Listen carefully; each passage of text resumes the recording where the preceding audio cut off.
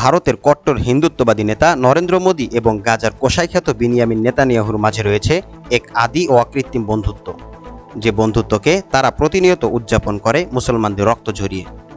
চলমান গাজা যুদ্ধ এই বন্ধুত্বে নতুন এক মাত্রা যোগ করেছে। যুদ্ধ শুরুর পর থেকেই ভারত ইসরায়েলকে নানা ধরনের অস্ত্র সরবরাহ করে যাচ্ছে। ইসরায়েলের শীর্ষস্থানীয় জাতীয় পত্রিকা ইয়দিয়ত অহরনতের তথ্য মতে এসব অস্ত্রের মধ্যে রয়েছে কামানের গোলা, অন্যান্য হালকা অস্ত্র এবং বিশেষায়িত সামরিক ড্রোন।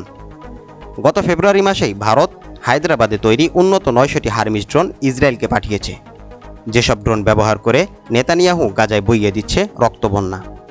সূত্রটি বলছে, ইসরায়েলি সেনাবাহিনীর জন্য ২০টি ড্রোন ভারত থেকে পাঠানো হয়েছে, যেগুলো মূলত ভারতীয় সেনাবাহিনীর জন্যই তৈরি করা হয়েছিল।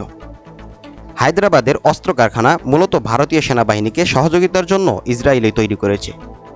এখন ভারত যুক্তরাষ্ট্র ইসরায়েলকে বিশেষায়িত নানা ধরনের অস্ত্র সরবরাহ করে যাচ্ছে প্রতিনিয়ত, যেসব অস্ত্র দিয়ে ইসরায়েল গাজায় চালিয়ে যাচ্ছে শতাব্দীর বর্বরতম গণহত্যা। নিউজ নেস্ট আন্তর্জাতিক ডেস্ক।